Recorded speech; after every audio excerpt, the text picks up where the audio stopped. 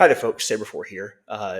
This is the follow-up for our Week 1 tournaments. We had the Boston Invitational in Atlanta. We have the Milan sector qualifier that went out. So we're going to talk in this about what the meta looks like after a big Week 1 and kind of where we go from here. So first off, congratulations to those who participated and those who won it. We appreciate the data. Let's go ahead and dive in. What's going to be in this video? 2 majors on 2 continents. We'll talk a little bit about Milan. We'll talk about the Atlanta tournaments because there were multiple. We have 2 pools to talk about and a 2K and how that 2K adjusted to day 1. You see in there the suspension of Boba Fett. We're going to talk about kind of where this meta is and what we're doing with it. And then I've got a couple of things that are out here. The No One's Ever Lied to Me Twice, which is going to go over one of the more popular types of Jango deck and talk about it a little bit, as well as countering Jango. And we'll look at Cad Bane with Colossus in this video. So we got quite a bit to cover. If you like this content and would like to see more of it, please hit that subscribe button. In the last month, we have jumped from a little under 100 subscribers to almost 400. So making some really great progress. Excited to see all of you here. Thank you very much for what you have done. Please hit that subscribe button if you haven't. Let's go ahead and dive in. All right. We're going to start with the larger of the 2 tournaments, which was the Milan sector qualifier. There's no other way to say it. Jango absolutely dominated this meta and did so really in both tournaments, although we're going to see some variation when we talk about the Atlanta tournament. In Milan, Jango was 145 out of 546 decks. Occupied 24 spots in the top 52 and 7 of the top 8. Both of the spots at the final table was Jango versus Jango. Quinlan made an appearance here with 66 and was the second most represented deck. Piet with 41 and Han with 41. Piet was the lone breakthrough to the top 8. And so out of an entire list of things that were there, Jango not only made up more than a quarter of the field, the pass-through rate for Jango into day 2 was quite high. It was nearly 40% of the total decks making day 2. It was nearly 70% of the total decks that occupied the top 16, and then on to 7 of the top 8. So only 12.5% of the top 8 were not Jango. This was done almost exclusively with Tarkentown. And so we'll talk about that deck when we get to it.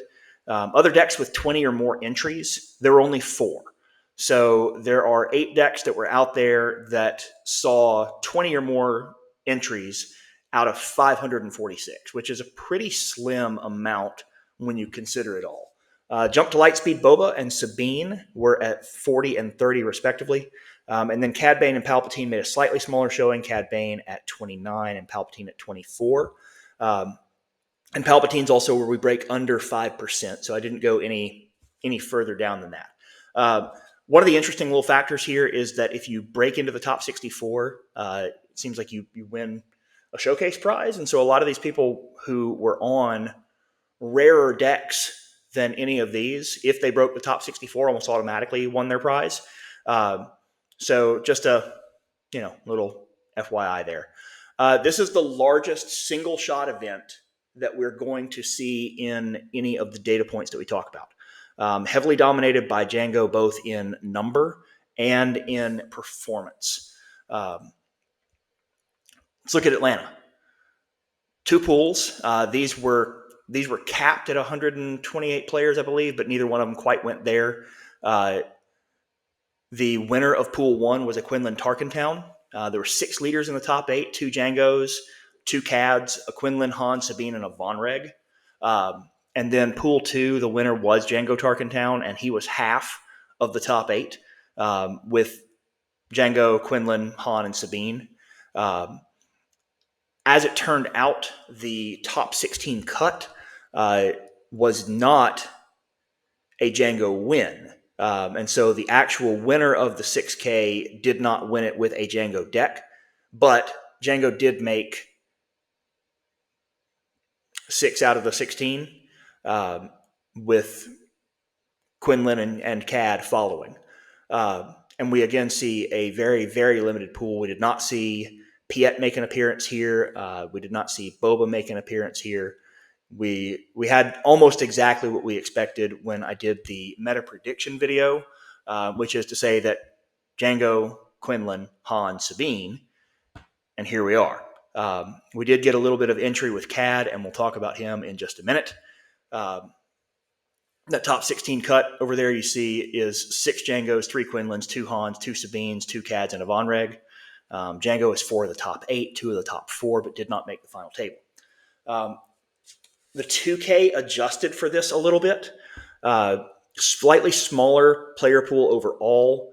Jango is still 10 of the top 64, and it did represent a little bit of a meta adjustment from day one. So when we talk about Jango, one of the reasons why we're looking at this, and one of the reasons what we're really discussing when we discuss a meta, is where decks can come from and how diverse your play pool can be. So let's look back at the suspension of Boba Fett.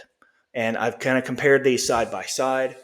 There were 4 PQs in Boba Fett's final week. And at that point, it was really widely known that Boba was going to be the strongest deck out there, just not only by default, but by far. The Orlando PQ, Boba Fett won. He was 5 of the 8 top decks. Cordova, 94 players. Boba finished 4th and was 2 of the top 8.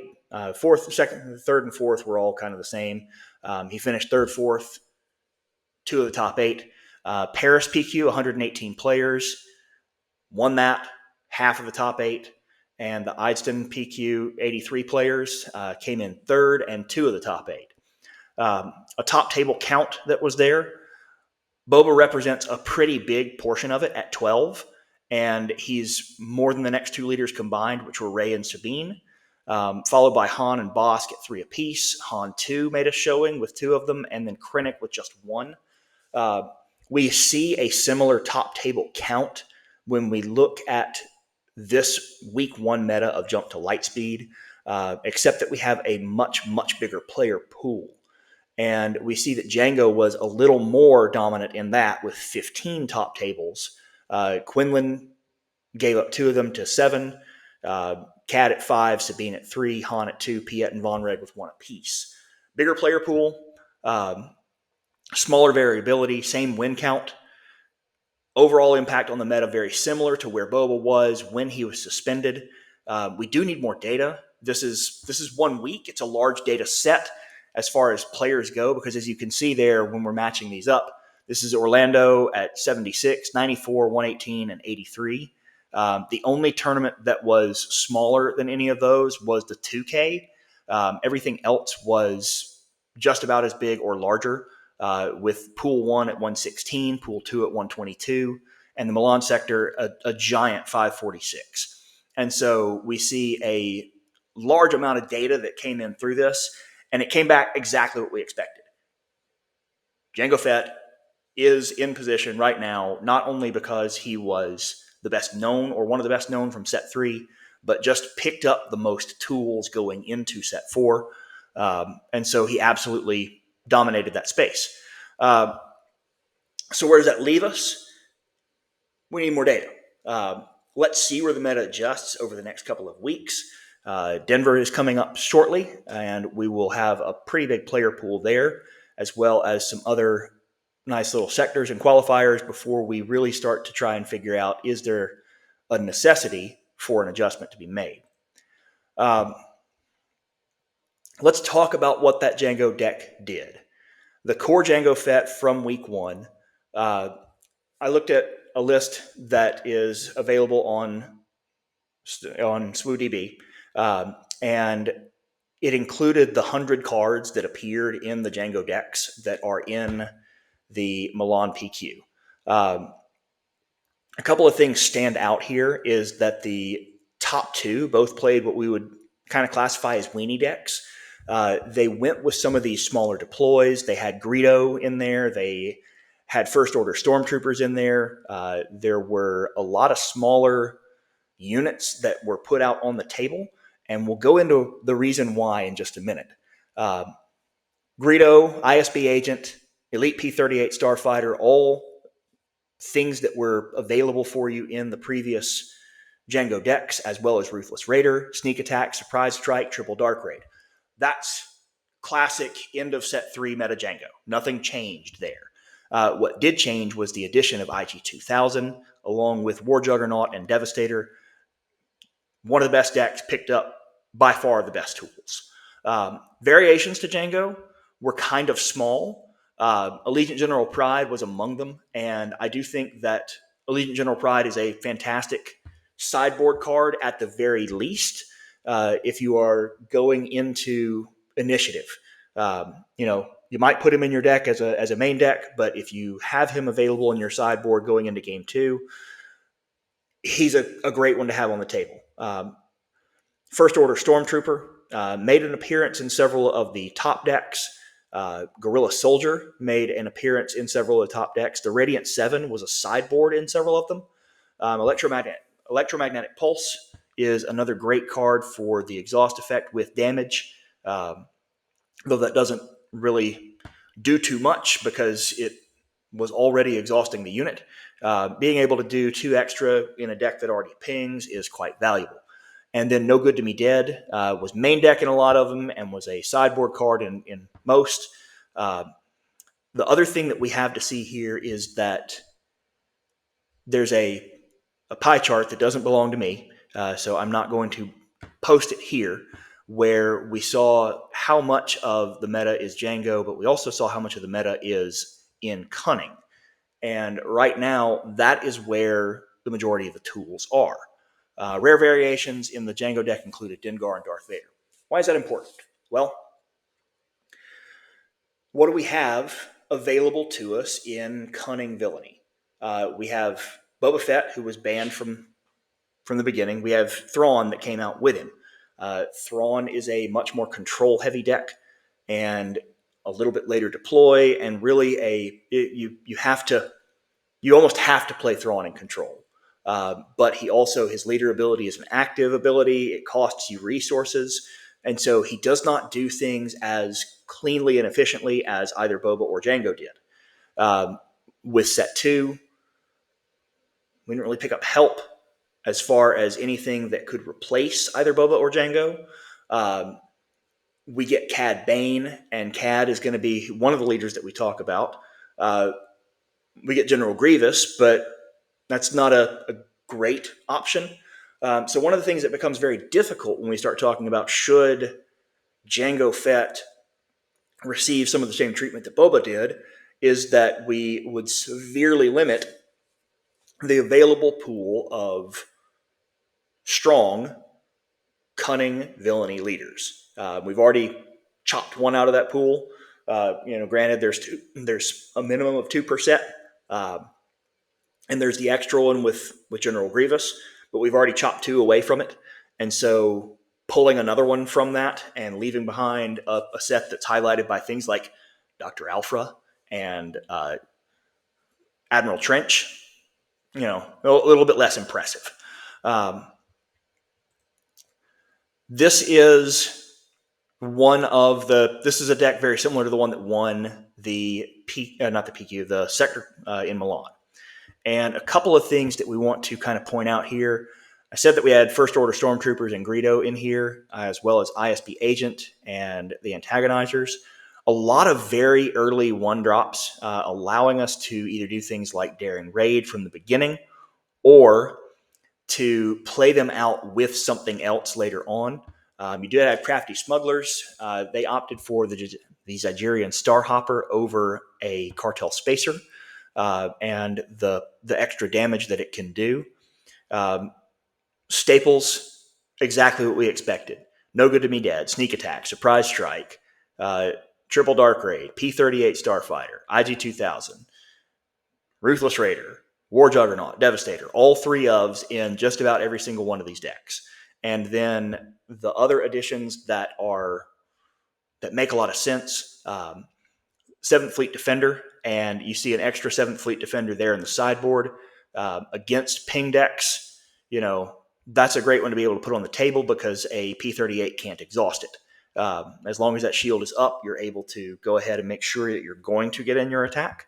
and it forces my opponents to either kind of leave that and let it ride, or deal with it with one of their exhaust cards. But Jango can't just turn it. Makes a great target for things like Armed with Teeth as well, just because, as long as it's shielded, you're able to get that swing in.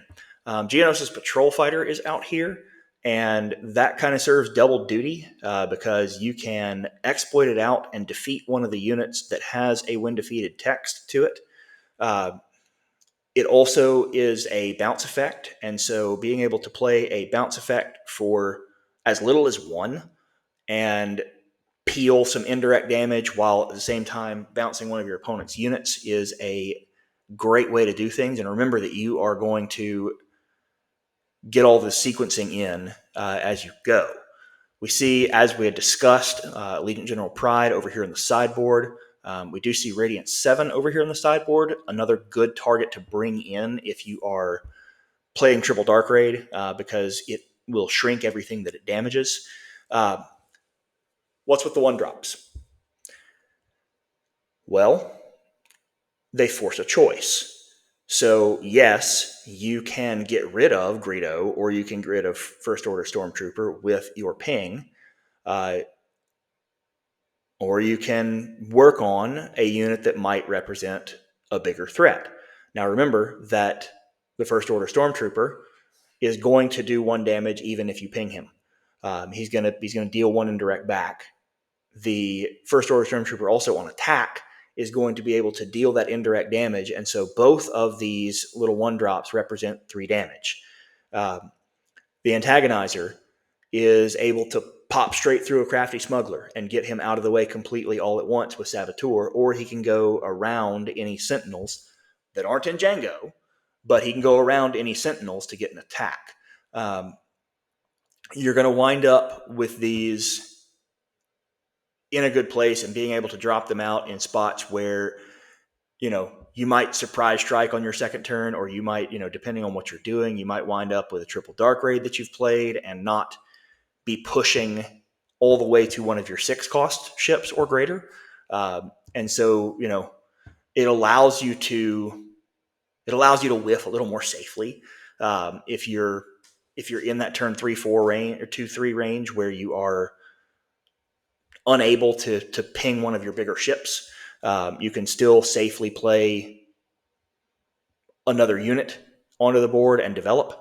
Chamson Dula here is a anti-Han and anti-ramp, which we have talked about in some of the other videos, but is a big piece here. Now, this deck and variations of it with some of the cards that I just discussed are going to be what we expect, as this just is the best deck right now. So what do we do about it? The weakness to Jango is and always has been control. If we look at the data from this particular set, or this particular set of tournaments, the problem is that some of those control decks, if you didn't hit a Jango in your first couple of tables, some of those control decks lost to other things that were not specifically built to counter Jango.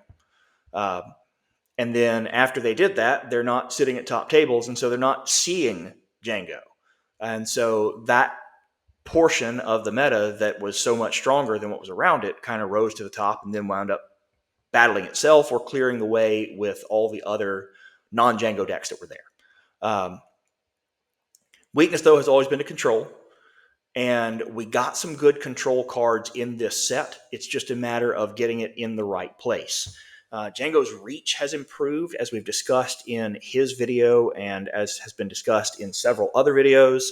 IG-2000 was added into a weak point because in the set 3 deck, you really didn't have a good 4-cost ship to put out there. And it was just a place where you were trying to bridge before the Jango flip turn.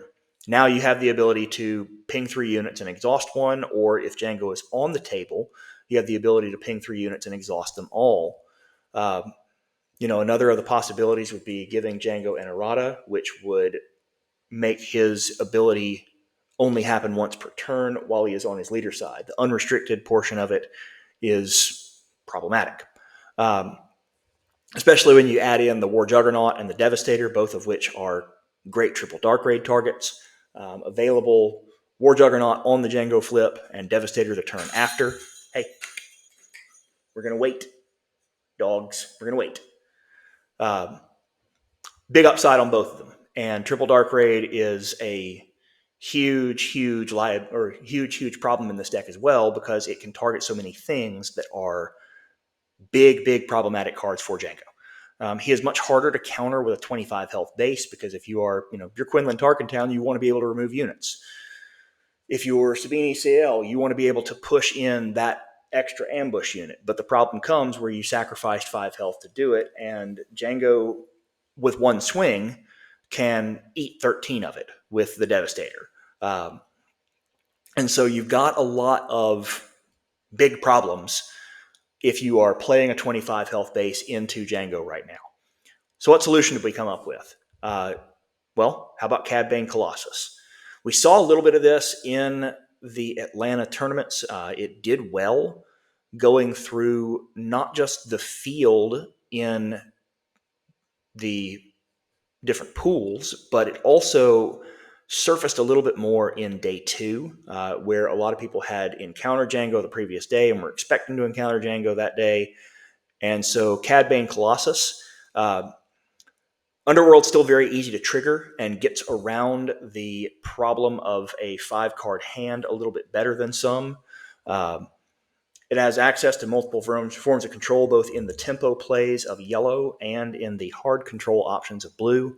Other options exist. Han is another good option to counter Jango. Quinlan still remains a decent option to counter Jango, but Han yellow is an especially good one, and one that other folks have talked about as a prospect for what happens if Jango goes away, do we default to the next very best deck, which is going to be Han? But let's take a look at this. FFG's second biggest mistake. Here we have Cad Bane, and we have gone in and put him with Colossus to get the 5 extra health. What we're doing is that we're buying a little bit of added time for this 6-cost leader. But he is a big body when he comes out. 8 is incredibly difficult to deal with. Yes, he can be exhausted, but he is a huge target. He can still ping you on his leader's side, even if he is exhausted. And just about everything in this deck is Underworld or Smuggle. And some of it is Underworld and Smuggle. The reason for this is that what we have done is that we have taken away some of the liability of a 5-card starting hand by allowing us to play a significant portion of our resources from our row. We're only really locked in to keeping the things that don't have a smuggle cost. If we are looking for ways that we need to get around things, we've got some strong turn 1 plays in Bazine, who can also be smuggled, in a Cloud Rider that can ambush something off the board, the Pike Sentinel. Crafty Smuggler we've talked about plenty, and I really like Sidana Thano, especially. This is a great piece of tech against fighters. This is a wonderful piece of tech if something like Luke or Wedge or Poe ever became a popular deck. Sidana Thano can be put down, ping you for 1, jump aboard the ship, and clears out almost all fighters. There are 5 total that have a health pool greater than 3 that are deployed for 2 or less.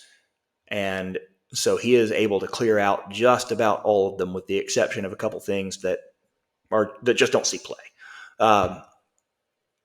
No Good to Be Dead is in here, being able to pause some of the things that Jango does if he puts out a ship with sneak attack, especially, because that just means you've done sneak attack, you burn a bunch of your resources, and then you have destroyed the unit at the end of the turn.